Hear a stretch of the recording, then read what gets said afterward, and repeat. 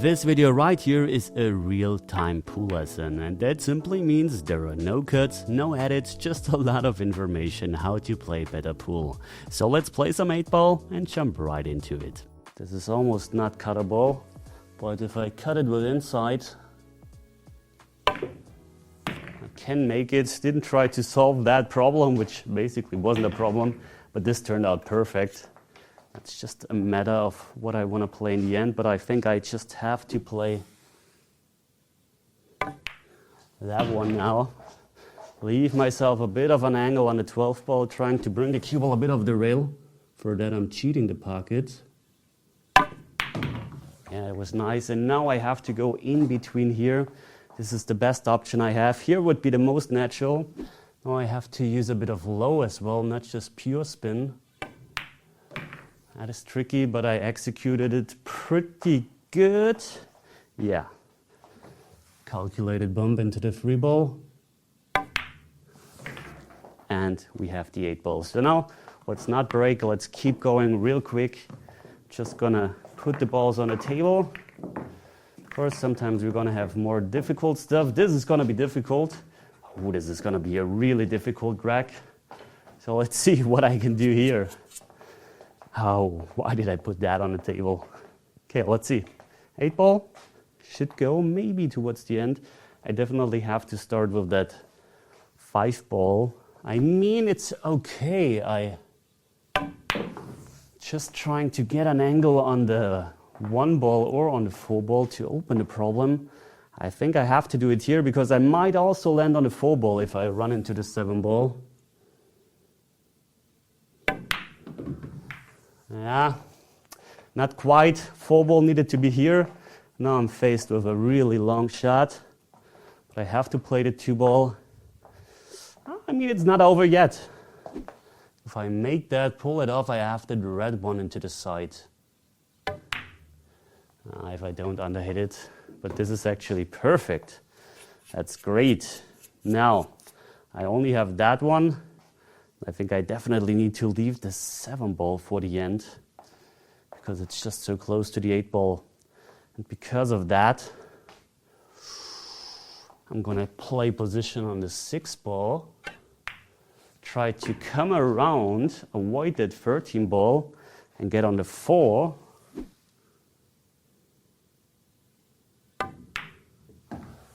Yeah, I need a bit of an angle to go over to the 7 ball. That looks pretty nice. Now I definitely have to go to short side, but I don't mind. That's okay, I have a great angle here. Just have to stun it over though. With spin, which is a tricky, and this can easily go wrong. Yeah, just try to get a bit too close. Further away would have been nice. So now I don't think I can hold it there. So the only option I pretty much have is running into the 8 ball or into the 12 ball and then into the 8 ball. So I'm trying to run into the left side. So basically in between those 2 balls. But a hit on the 8 ball and a thin hit on this one can also work. So low left. Gotta play it at the right speed though. Yeah, I made it. I mean, I didn't hit it ideal, but I have a shot. I have to play that either behind my back, which is horrible, but I'm going to use my right hand now. So let's see if I can pull it off. Yeah, that's nice. That's a nice wreck. That was great. It was really difficult though. So let's put the balls up. Maybe we're going to make it a bit easier now, okay? So just to relax a bit. I mean, it's never going to be easy. Pool is always difficult. And especially since I don't really have a nice opening shot apart from that 3 ball. That's basically everything I have. And it's difficult to get position from here. So believe it or not, this is tricky. That's really tricky. Well, I think... I think let's try to get on that 4 ball with high. No, that's not going to work. Just try to draw out and draw out into open space. I think this is the best chance I'm having here. Just into open space, and That was kind of nice. I have the 1 ball. Would have been great to have that 4 ball. But I think I have to come around anyways now to here on the 4 ball. With high and a touch of right. I pretty much hit the rail here. It's a bit tricky. I only have half a pocket. Yeah, that's too hard. That's too hard. Needed that path. But, I mean, I got a position. I once again have to try to come to here in between. There's a few on the 5 ball, on the 2 ball, on the 6 ball. That's a huge window now. I mean, it's still, oh, I missed it. But you can see I pretty much hit that window perfect, but I missed that. That's a shame. So let's keep going. We're on stripes now. So this is a good insurance because the 12 ball doesn't go here. We have to work a bit. Let's try to get on the 11 ball from here just because I want to let my stroke out a bit. Sometimes you just have to do that. You don't want to slow roll. So now let's try to get on the 15 ball and from the 15 on the 12 already. I need to get there real soon. But I need a bit of an angle here. That's probably going to be not enough. Yeah, definitely not. So I might have to do that from the 9 ball, which is okay. You can see you often have to come up with a plan B. That's going to happen in pool. So now let's try to just turn over for the 10 ball into the corner. Yeah, that's good. Didn't need to move the cue ball a whole lot. And now, what does a stop shot say? Stop shot say, it's okay. I can do that. That was pretty much perfect. Perfect end pattern. I just have one task, one difficult task. Get a nice angle to go nicely to the 8 ball. I'm going to use a lot of right spin here. Just that the cue ball now grabs and comes to the right. I don't want to use low. I want to use just spin here because if I'm using low, I have to hit harder, but I want to keep that angle.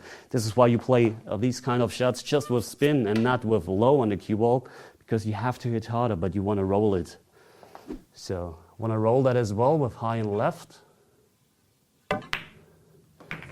That's good. It's perfect. Just a bit of a stretch. I missed that. You know what I was thinking? I was thinking about, okay, that's a nice rack. That's a really good video so far, and I missed that 8 ball. Can't believe that, but maybe I'm going to leave it in. I mean, you know me, I'm going to leave it in for sure because I just want to show you that missing is just part of the game, and it happens to every one of us. The thing I was telling a friend a couple of days ago is because he's missing a lot when he's playing. Well, not a whole lot. He's actually a pretty good shot maker, but every time he misses it, a shot, he's like, oh, I have to work on my fundamentals. I have to do this and that with my arm. I have to change my stance. And he's actually such a good shot maker.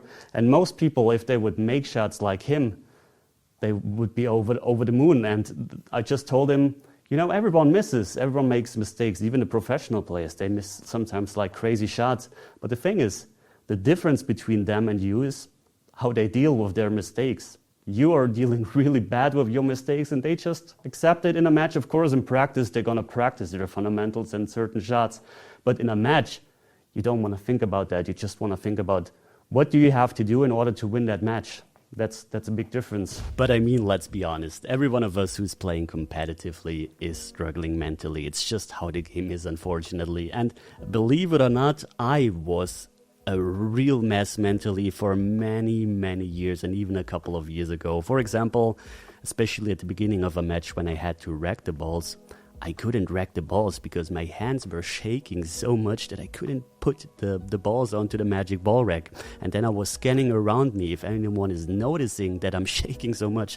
And it was so embarrassing, and it took so much of the joy away of my game because I wasn't only nervous or afraid, I was also angry so many times that I didn't even want to play seriously. I just wanted to leave and quit and drive home.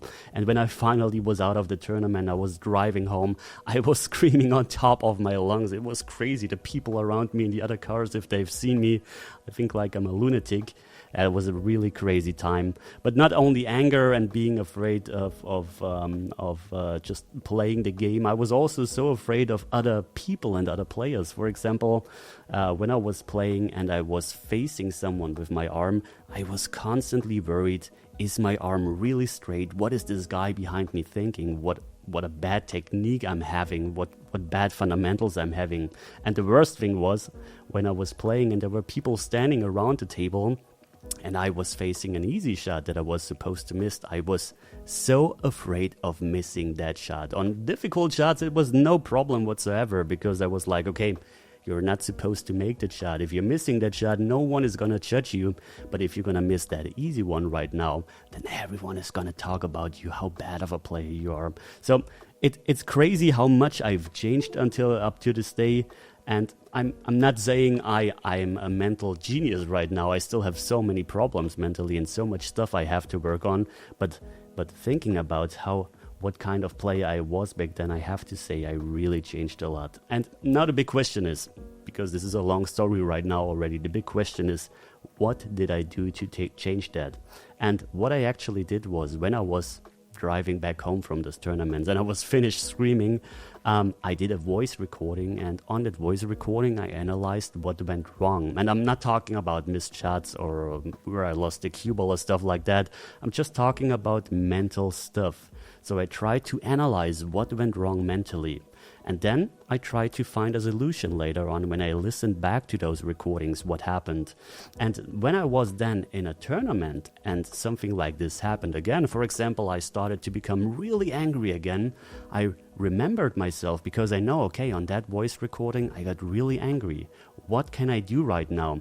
And it was actually great because I had the chance in a real match, in that situation where I was angry again, to work on my mental game because I had a clear game plan what to do. And this really changed a lot of things. It really made me mentally a lot stronger.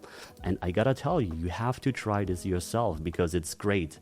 It takes a bit of discipline to actually do that and then to get into that state when you're in the match to actually work on those things. But you have to see it as an opportunity. When you're in competition, something happens, you know, this is a weakness.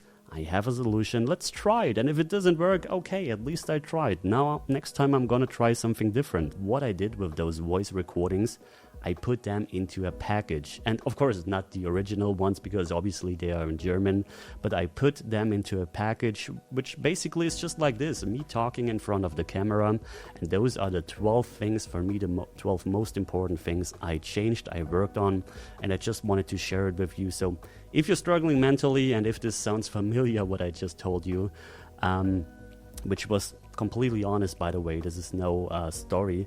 This is actually how it was back then.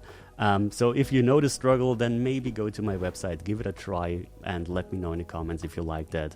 And I mean, I hope you enjoyed this kind of video where it was a bit more or less algorithm oriented, no fast cuts, just me, the table, and talking to you real honest. Because I have the feeling, to be honest, to have lost a bit of connection to all of you because I'm constantly having to put those videos out with those fast cuts and those over-the-top thumbnails and all that stuff.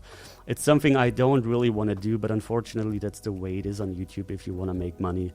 So yeah, I hope this really connects with you, and I would love to do more like this. So if you enjoyed this video, just let me know by leaving a thumbs up, and definitely leave a comment in the comment section because yeah, I would definitely love to do more of that. Okay, long story short, head to my website. There are a couple of videos and also the Sharivari AI, but let's end that video without advertising anymore. I will see you at the next one. Thanks for watching, and as always, see you at the next lesson. Take care.